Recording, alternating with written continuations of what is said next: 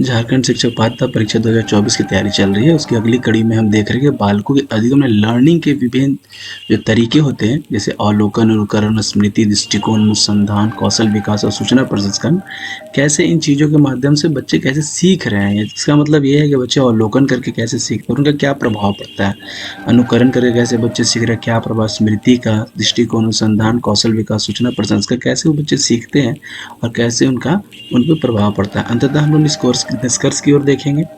बहुत ही महत्वपूर्ण भाग है और बहुत ही इंटरेस्टिंग पार्ट है। बहुत आसानी से समझ में आ जाएगा, लेकिन ये समझना और सीख लेना, जीवन में उतार लेना नितांत आवश्यक है। इनसे कई चीज़ों को जानने का अवसर मिलेगा कि बच्चे आखिर कार्यकलाप कैसे करते हैं, और इसको जान करके ही बच्चों के व्यक्तित्व विकास में हम मार्गदर्शन की भूमिका निभा सकते हैं।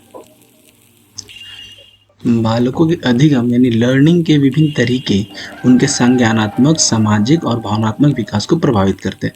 कभी-कभी अधिगम को अगर ना समझ में आए, टफ हिंदी लगे, तो उसे इंग्लिश में याद करना कि लर्निंग से इसका मतलब है बच्चे सीखने, जो सीखते हैं दैट्स मीन लर्निंग है वो। बालकों के अधिगम के विभिन्न तरीके उनके संज्ञानात्मक, सामाजिक और भावनात्मक विकास को प्रभावित करते हैं। अधिगम के ये तरीके उन्हें ज्ञान प्राप्त करने, नए कौशल सीखने और अपने अनुभवों से सीखने की प्रक्रिया को सरल और प्रभावी बनाते हैं।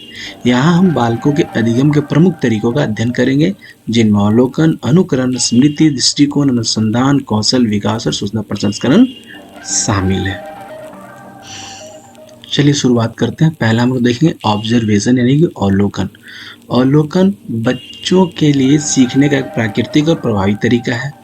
बच्चे अपने आसपास के लोगों, वस्तुओं और घटनाओं को देखकर बहुत कुछ सीखते हैं।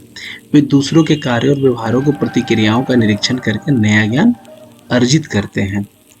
अधिगम का प्रभाव क्या है कि बच्चे माता-पिता, शिक्षक और अपने साथियों के व्यवहार का अवलोकन करके सामाजिक कौशल, व्यवहार और मानदंड सीखते हैं। अवलोकन से सीखने की प्रक्रिया स्वाभाविक होती है और उसमें प्रत्यक्ष शिक्षा की व्यवस्था आवश्यकता नहीं होती। अवलोकन से बच्चे नई गतिविधियों और कार्यों को समझने और उन्हें खुद करने के लिए प्रेरित होते हैं। बिल्कुल।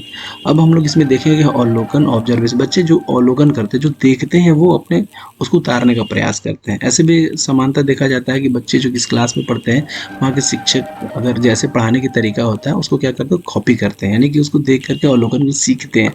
जो कुछ बताया जाता है बच्चे कौशल करते हैं। इसीलिए अभी विद्यालयों में खेल गतिविधि से शिक्षण कार्य चलाने का कार्यक्रम चल रहा है कि बच्चे देख करके सीखे, गतिविधियों को देख करके सीखे। जैसे अगर हमें बच्चों को सिखाना है कि आलू का चालू बेटा कहाँ गए थे, तो ये एक पोयम है, लेकिन इसको सिखाने का तरीका बिल्कुल अलग है। अब हम क्या करेंगे, खेल से बच्चों को सिखाएंगे। तो पहाड़ी पे पेड़ था, तो कई तरह का एक पोयम है और कुछ गतिविधि, जैसे बच्चों को हमें गिनती पहाड़ा सिखाना है, तो बच्चों के लिए हम क्या करेंगे, गतिविधि का ही आधार बनाएंगे। तो बच्चे क्या अवलोकन करेंगे, ऑब्जर्व करके उसको क्या करते हैं, जल्दी उसको सीख लेंगे। चलिए, अवलोकन के बाद अगला आता है अनुकरण, इमिटेशन। अनुकरण बच्चों के सीखने का एक अन्य महत्वपूर्ण तरीका है। बच्चे दूसरों के व्यवहार की नकल करके नए कौशल और कार्य को सीखते हैं। यह प्रारंभिक अधिगम में अत्यधिक प्रभावी होता है, विशेष रूप से भाषाई और सामाजिक कौशल सीखने में। बिल्कुल, बच्चों अगर भाषा और सामाजिक कौशल सीखने में अनुकरण करके ही बच्चे क्या करते हैं, सीखना शुरू कर देते हैं। इसका प्रभाव क्या पड़ता है, अधिगम का प्रभाव है कि बच्चे अपने आसपास के लोगों के आचरण, भाषा और शारीरिक कार्यों का अनुकरण करके जल्दी से सीखते हैं।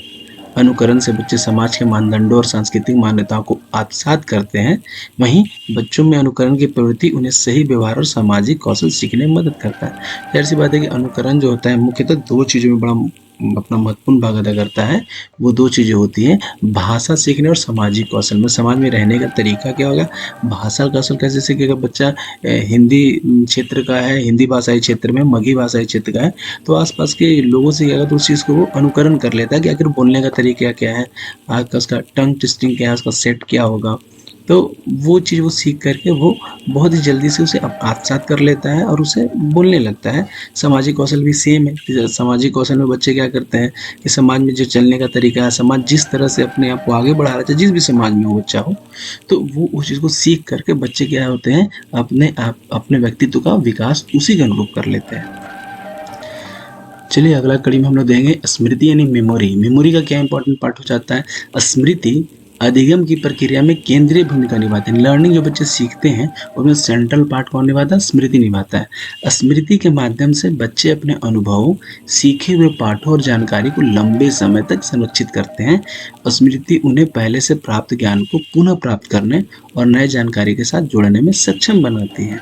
बिल्कुल, ये एक बहुत ही एक अच्छा लाइन दिया लिखा हुआ है कि स्मृति उन्हें पहले से प्राप्त ज्ञान, मतलब जो बच्चे पहले से सीखे हुए हैं उसमें किसी जानकारी को जोड़ करके और उस जानकारी वगैरह पुख्ता और मजबूत बना देते हैं, मैच्योर्ड बना देते हैं, यानी कि स्मृति का बहुत ही महत्वपूर्ण भाग हो जाता है।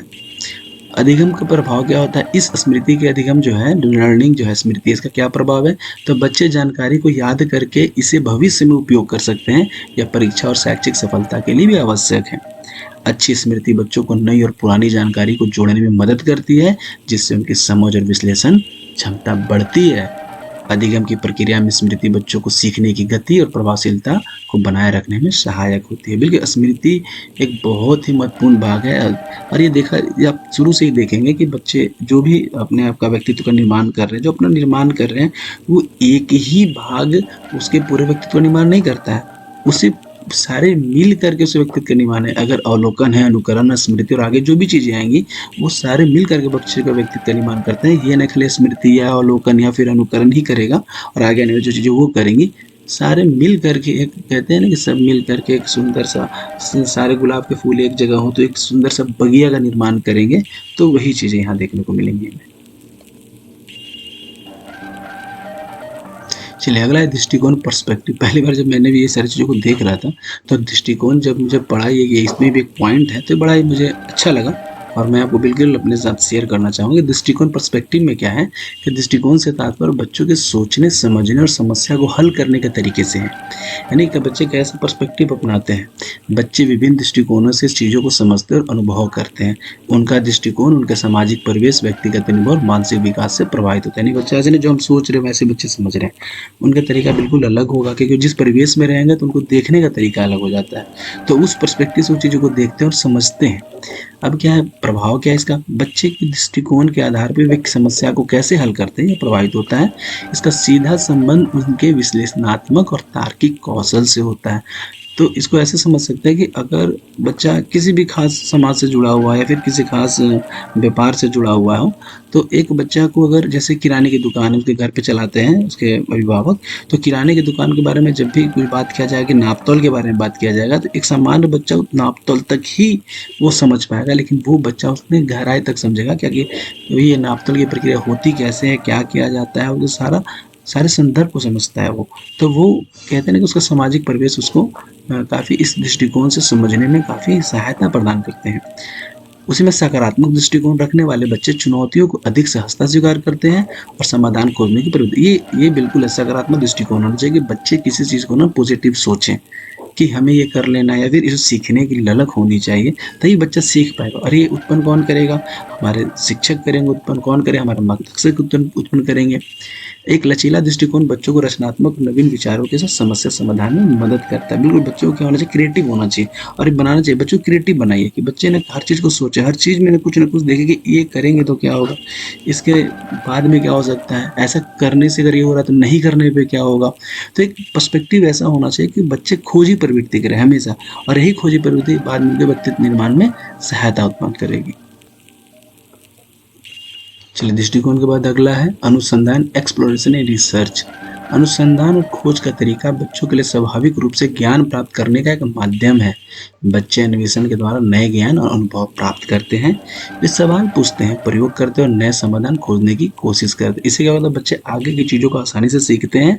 आखिर बच्चे रिसर्चर हो, बच्चे एक्सप्लोर करेंगे अब इसके बाद क्या होगा, अब इसके बाद क्या होगा। तो ये चीज़ें प्रक्रिया बच्चों को सीखने की क्षमता तो बढ़ाएगी ही, ज्ञान कौशल में वृद्धि करती है। अधिगम पर प्रभाव क्या पड़ेगा? अनुसंधान और खोज का तरीका बच्चों को रचनात्मक और नवीनता के प्रेरित करता है। यह वैज्ञानिक दृष्टिकोण और खोज परक सोच को प्रोत्साहित करता है। बिल्कुल, बच्चों में स्वाभाविक जिज्ञासा उन्हें नए विषयों और अवधारणाओं को सीखने में मदद करती है। उसके बाद क्या है? अनुसंधान उन्हें वास्तविक जीवन की समस्या को हल करने और वैवाहिक ज्ञान प्राप्त करने में सक्षम बनाता है। यानी बच्चों क्या होता है? रिसर्चर होना चाहिए। रिसर्चर बच्चे होंगे तो उनमें क्या हो? क्रिएटिविटी आएगी, नए नए चीज़ों को खोज सकेंगे, ज्ञान की वृद्धि कर सकेंगे और क्या समस्या को प्रॉब्लम सॉल्विंग एक नई प्रक्रिया उन्मुख उत्पन्न हुई, प्रॉब्लम सॉल्विंग होना चाहिए, क्रिएटर नहीं। प्रॉब्लम तो क्रिएटर होगा, पहले प्रॉब्लम क्रिएट करेंगे, फिर सॉल्यूशन के बारे में सोचेंगे और उससे जो ज्ञान प्राप्त होगा उसको वो आत्मसात करेंगे। अगला है कौशल यानी स्किल डेवलपमेंट। कौशल विकास बच्चों की शारीरिक मानसिक क्षमताओं को बढ़ाने में एक महत्वपूर्ण पहलू है। बच्चे अपने दैनिक अनुभव और गतिविधियों के माध्यम से नए कौशल सीखते हैं। कैसे सीखेंगे नए कौशल? नए कौशल का दैनिक अनुभव, जो डेली डे टू डे जो उनको एक्सपीरियंस हो रहा है, जो एक्टिविटीज़ कर रहे हैं, वो क्या कर रहे हैं, नए कौशल को सीख रहे हैं। और नए यह कौशल शारीरिक, संज्ञानात्मक और सामाजिक क्षेत्रों में हो सकते हैं। और इसका प्रभाव क्या पड़ेगा? कौशल विकास बच्चों को अपनी शारीरिक और मानसिक क्षमताओं को बेहतर बनाने में मदद करता है। व्यवहारिक कौशल जैसे लिखना, पढ़ना, खेलकूद और गणितीय कौशल बच्चों के शैक्षिक प्रदर्शन को सीधे प्रभावित करता है। विभिन्न कौशलों के विकास से बच्चों में आत्मविश्वास बढ़ता है और उनके शैक्षिक और व्यक्तिगत जीवन में सफलता का एक कारक बनता है। बिल्कुल, ये स्किल डेवलपमेंट जो है बच्चों में कौशल है, ये कैसे से कहाँ सीखेंगे? ये बच्चे सीखेंगे day to day and experience से, अपने किए गए एक्टिविटीज़ से। अब एक्टिविटीज़ क्या हो सकती है? एक्टिविटीज़ हो गई, लिखना हो गया, पढ़ना हो गया, खेल-कूद हो गया, या गणितीय कौशल जो बच्चे आमतौर पे अपने घर पे और विद्यालय में करते हैं, तो उससे क्या होता है, उनका शैक्षणिक प्रदर्शन सीधे प्रभावित होता है। और बच्चे अगर अच्छा करेंगे ना, तो उनमें ज़ाहिर-सी बात है कि आत्मविश्वास बढ़ेगा। बच्चे अपने आप को क्या करेंगे, अपने आप को सेल्फ कॉन्फिडेंस फील करेंगे। और जो बच्चा ये चीज़ को नहीं सीखेगा, तो वो अपने आप को ना डल फील करने लगता है। वो क्या करेगा कि अपने आप को पीछे छटकेगा। वो क्या करेगा कि वो विद्यालय में भी दबा सा सहमा से रहेगा, क्योंकि जो बच्चे क्या होते हैं, एक्टिव होते हैं। अब वो क्या करेगा, जो बच्चा सीखा हुआ है, जो बच्चा जाना हुआ है, तो कभी भी बैठेगा नहीं वो उसमें एक चंचलता देखने को मिलेगी। बच्चे अपने आप प्रदर्शन बहुत अच्छा करेंगे। तो ये चीज़ें बच्चों का स्किल डेवलपमेंट से ही आता है। और हमें क्या करना है, बच्चों में स्किल डेवलपमेंट करते रहना है। और ये बच्चे को क्या आत्मविश्वास से भरेगा, जो उनके व्यक्तित्व कौशल में संपूर्णता लेकर के आएगा।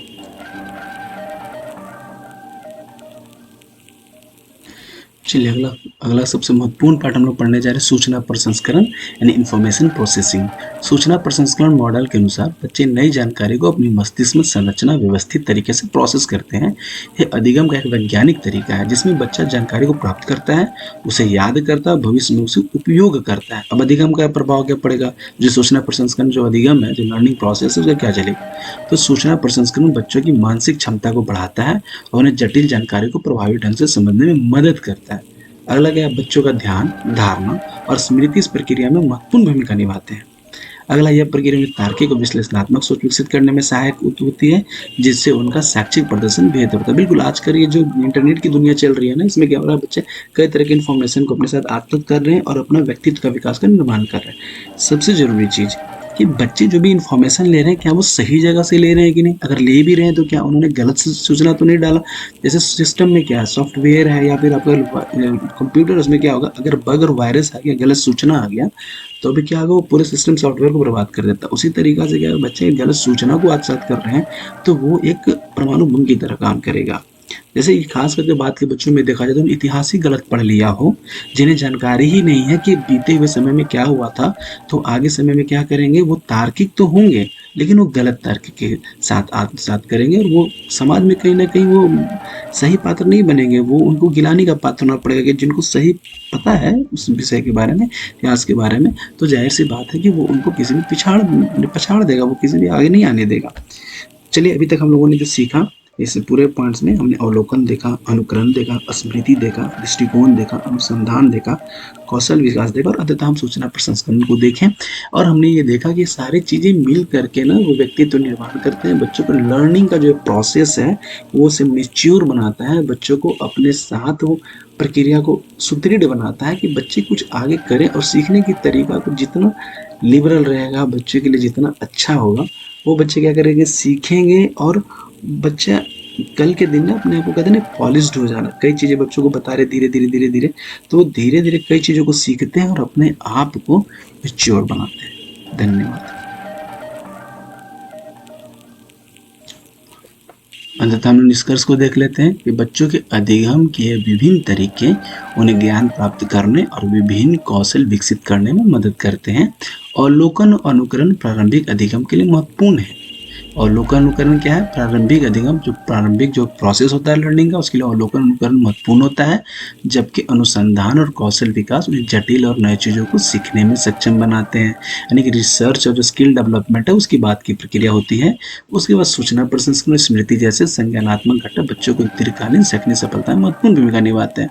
जैसे जैसे हमने पॉइंट को पढ़ा वैसे उस चीज़ को ध्यान में रखेंगे। पहले अवलोकन अनुकरण, उसके बाद अनुसंधान और कौशल विकास, जो सूचना प्रसंस्करण और स्मृति की बारी आती है। बच्चों की जिज्ञासा, रचनात्मकता और समग्र विकास को प्रोत्साहित करने के लिए इन सभी अधिगम तरीकों का समन्वित उपयोग करना आवश्यक है।